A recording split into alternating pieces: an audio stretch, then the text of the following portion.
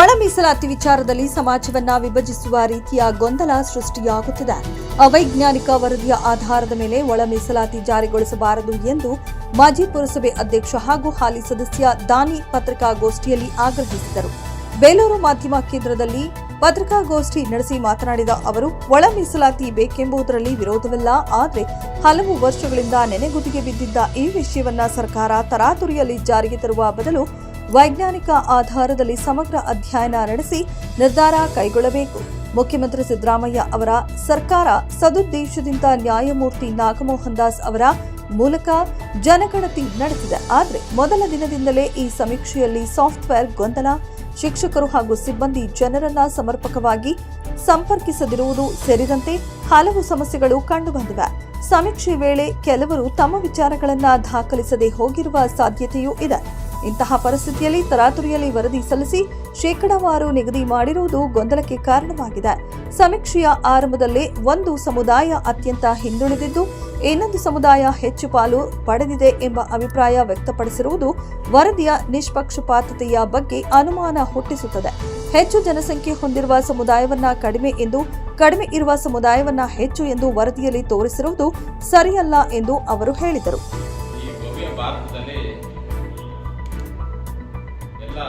ಸಮಾನವಾಗಿ ಮತ್ತು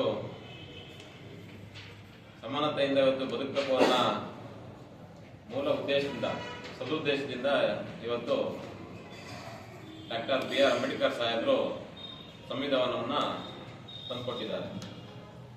ಆ ನಿಟ್ಟಿನಲ್ಲಿ ಇವತ್ತು ಎಲ್ಲ ವರ್ಗದ ಜನರು ಹಕ್ಕುಗಳನ್ನು ಮತ್ತು ಸಮಾನತೆಯನ್ನು ಸಾರದ ಮುಖಾಂತರ ಕಟ್ಟ ಕಡೆಯ ಮನುಷ್ಯನಿಗೂ ಕೂಡ ಎಲ್ಲ ಸವಲತ್ತುಗಳು ಸಿಗಬೇಕು, ಅವನು ಕೂಡ ಸಮಾಜದ ಮುಂಚೂಣಿಗೆ ಬರಬೇಕು, ಎಲ್ಲರಂತೆ ಅವನು ಕೂಡ ಜೀವನ ಸಾಗಿಸ್ಬೇಕು ಅಂತೇಳಿ ಮಹಿಳೆಯರಿಗಾಗ್ಬೋದು, ಕಾರ್ಮಿಕರಿಗಾಗ್ಬೋದು, ಎಲ್ಲ ಸಮುದಾಯಕ್ಕೆ ಹಂತವಾಗಿ ಮೀಸಲಾತಿಗಳನ್ನು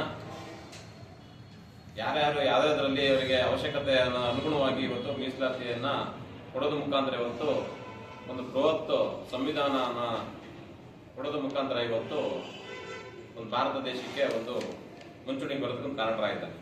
ಮನೆಗೆ ಆಲ್ಟರ್ನೇಟ್ ಪದವಾಗಿ ನಾವು ಚಲವಾದಿ ಅಂತೇಳಿ ನಾವು ಉಪಯೋಗಿಸುವಂತ ವ್ಯವಸ್ಥೆ ಒಳಗೆ ನಾವು ಇದೀವಿ. ಇವತ್ತು ಅಂತ ಶ್ರೇಷ್ಠವಾದ ಒಂದು ಸ್ಥಾನಮಾನದಲ್ಲಿ ಕುತ್ಕೊಂಡು ನ್ಯಾಯಮೂರ್ತಿ ನಾಗಮೋಹನ್ ದಾಸ್ ರವರು ಅವರಿಗೆ ಒಂದು ಸಾಮಾನ್ಯ ಜ್ಞಾನ ಇರಲಿಲ್ವಾ? ಚಲವಾದಿನ ಬಲಗೈಗೆ ಸೇರಿಸಿ ಅಂಕಿಅಂಶನ ಕೊಡಬೇಕು ಸರ್ಕಾರಕ್ಕೆ ಅಂತ ಯಾಕೆ ಕೊಟ್ಟಿದ್ದಾರೆ ಅಂದ್ರೆ ಅವರ ಮೂಲ ಉದ್ದೇಶ ಇದನ್ನ ಏನು ಜನಸಂಖ್ಯೆ ಅದನ್ನ ಕ್ಷೀಣಿಸಬೇಕು ಆ ಉದ್ದೇಶದಲ್ಲಿ ಅದು ಮಾಡಿದ್ದಾರೆ. ಆಯ್ತು, ಅದೇನಾದ್ರೂ ಇರಲಿ, ಇದನ್ನೆಲ್ಲ ಸರಿಪಡಿಸಿ ಕೊಡ್ಬೇಕಾಗಿತ್ತು. ಅದ್ರ ಜೊತೆ ಇವತ್ತು ಪಾಪ ವಿದ್ಯಾವಂತರು ಸುಮಾರು 2 ಲಕ್ಷ ಯಾರೋ ಮನೆ ನನಗೆ ಇದ್ರಲ್ಲಿ ನೋಡಿದೆ, 2.5 ಲಕ್ಷ ಹುದ್ದೆಗಳು ಇದ್ರಲ್ಲಿದೆ, ಪೆಂಡಿಂಗ್ ಅಲ್ಲಿ ಇದೆ ಅದಂತೇಳಿ. ಹಂಗಾಗಿ ಇವೆಲ್ಲ ಗೊಂದಲ ಇದೆ, ಹೈಕೋರ್ಟ್ ಅಲ್ಲಿ ಇದೆ ಪಾಪ. ಅದ್ರ ಜೊತೆಗೆ ಲಂಬಾಣಿ, ಕೊರ್ವ, ಅಲ್ಮಾರಿ ಸಮುದಾಯಕ್ಕೆ ಅನ್ಯಾಯ ಆಗಿದೆ. ಇದರಿಂದ ಅವರು ಕೂಡ ಇವತ್ತು ಕೋರ್ಟ್ ಮೆಟ್ಲ ಹೋಗಿದ್ದಾರೆ. ಸಂವಿಧಾನ ಕೊಟ್ಟಂತ ಮೀಸಲಾತಿ ಅಡಿಯಲ್ಲಿ ನಾವಿವತ್ತು ಏನು ಶೋಷಿತ ಸಮುದಾಯ ಇದೆ, ನಾವೆಲ್ಲರೂ ಕೂಡ ಏನು SC ಅಂತ ಹೇಳ್ತೀವಿ, 101 ಜಾತಿ ಎಲ್ಲ ಸಮುದಾಯದ ಜನರು ಕೂಡ ಇವತ್ತು ಸಮಾಜದ ಮುಂಚೂಣಿಗೆ ಬರ್ತಕ್ಕಂಥ ಎಲ್ಲ ರಾಜಕೀಯದಾಗ್ಬೋದು, ಸಾಮಾಜಿಕ ಎಲ್ಲದೂ ಕೂಡ ಮುಂಚೂಣಿಗೆ ಬರ್ತಕ್ಕಂಥ ವ್ಯವಸ್ಥೆ ಒಳಗಡೆ ಸಂವಿಧಾನ ಮೂಲ ಕಾರಣರಾಗಿದೆ. ಸಂವಿಧಾನ ಆಧಾರದ ಅಡಿಯಲ್ಲಿ ನಾವಿವತ್ತು ಸಮಾಜದ ಮುಂಚೂಣಿಗೆ ನಾವಿವತ್ತು ಬರ್ತಾ ಇದ್ದೇವೆ. ಇನ್ನು ಕೂಡ ಹಳ್ಳಿ ಗುಡ್ಡಗಾಡು ಪ್ರದೇಶದಲ್ಲಾಗ್ಬೋದು, ಕೆಲವು ಕಡೆ ಇನ್ನೂ ನಮ್ಮ ಸಮುದಾಯದವರು ಇನ್ನೂ ಒಂದು ಸ್ವಲ್ಪ ಮುಂದುವರಿಬೇಕಾಗಿದೆ. ವೈಜ್ಞಾನಿಕವಾಗಿ ಚೌಕಟ್ಟಿಗೆ ಬರೋದ್ರ ಜೊತೆಗೆ ಜನಗಳಿಗೆ, ರಾಜ್ಯದಲ್ಲಿರ್ತಕ್ಕಂಥ ಜನತೆಗೆ ಕ್ಲಾರಿಟಿ ಮತ್ತು ಕ್ಲಾರಿಫಿಕೇಶನ್, ಒಂದು ಕ್ಲಾರಿಟಿ ಬೇಕು ವೈಜ್ಞಾನಿಕವಾಗಿ. ದೊಡ್ಡ ಸಮುದಾಯ ಇಷ್ಟು ಬೇಗ ತಾರತಮ್ಯದಲ್ಲಿ ಮಾಡೋ ವ್ಯವಸ್ಥೆ ಅಲ್ಲ ಇದು. ತುಂಬಾ ವೈಜ್ಞಾನಿಕವಾಗಿ ಟೆಕ್ನಿಕಲ್ ಆಗಿ ಮಾಡತಕ್ಕಂತ ಒಂದು ಕಾರ್ಯ. ಇದನ್ನ ತರಾತುರಿಯಲ್ಲಿ ಮಾಡಬೇಡಿ, ಇದನ್ನ ವೈಜ್ಞಾನಿಕವಾದ ಚೌಕಟ್ಟಿಗೆ ತಗೊಬಂದು ಜನತೆಗೆ ಇವತ್ತು ಕ್ಲಾರಿಫಿಕೇಶನ್ ಕೊಟ್ಟು ತದನಂತರ ನೀವು ಇದನ್ನ ಇಂಪ್ಲಿಮೆಂಟ್ ಮಾಡಬೇಕು. ಇದಕ್ಕೆಲ್ಲದಕ್ಕೂ ಕಾಲಾವಕಾಶ ಬೇಕಾಗಿರೋದ್ರಿಂದ ಇದನ್ನ ನೋಡಿ, ಇನ್ನೊಂದು ಏನು ಅಲ್ಲಿವರೆಗೂ ಇವತ್ತು ವಿದ್ಯಾರ್ಥಿಗಳು ಅವರ ಪಾಪ ಓದಿ ಇವತ್ತು ಸುಮ್ಮನೆ ಮಲ್ಕುತ್ತಿದ್ದಾರೆ. ಹಂಗಾಗಿ ಅವರ ವಿದ್ಯಾಭ್ಯಾಸದ ನಂತರ ಅವರು ಆಯ್ತು, ನಾವು ಯಾವುದೇ ತರದ್ದು ಚರ್ಚೆಲಿದೆ ಒಳ ಮೀಸಲಾತಿ ಬೇಕು ಅಂತೇಳಿ. ಒಳ ಮೀಸಲಾತಿ ಬೇಡ ಅನ್ನೋದು ನಮ್ಮ ಉದ್ದೇಶ ಅಲ್ಲ. ಒಳ ಮೀಸಲಾತಿ ಬೇಕಾ, ಆಯ್ತು ಇರ್ಲಿ ಒಳ ಮೀಸಲಾತಿ. ಆದ್ರೆ 16 ವರ್ಷದಿಂದ ಇದು ಕಾಲಕ್ಕೆ ನೆನೆಗುದಿಗೆ ಬಿದ್ದಿತ್ತು.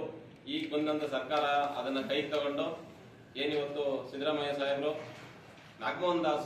ನ್ಯಾಯಮೂರ್ತಿ ನಾಗಮೋಹನ್ ದಾಸ್ ಅವ್ರನ್ನ ಒಂದು ಕಮಿಟಿಗೆ ಜವಾಬ್ದಾರಿ ಕೊಟ್ಟು ಇವತ್ತು ಒಳ ಮೀಸಲಾತಿಯನ್ನ ಮಾಡಿ ಅಂತೇಳಿ ಬಿಟ್ಟು ಅದನ್ನ ಕಾರ್ಯರೂಪಕ್ಕೆ ತರಬೇಕು ಅನ್ನೋ ಉದ್ದೇಶಕ್ಕೆ ಮಾಡೋದು. ಒಂದೊಳ್ಳೆ ಸದುದ್ದೇಶದಿಂದ ಮಾಡಿದ್ದಾರೆ. ನಾವು ಯಾವುದೇ ವಿರೋಧಿಗಳಲ್ಲ. ಇವತ್ತು ಜವಾಬ್ದಾರಿ ವರದಿ ಗಣೇಶ್ ಬೇಲೂರು.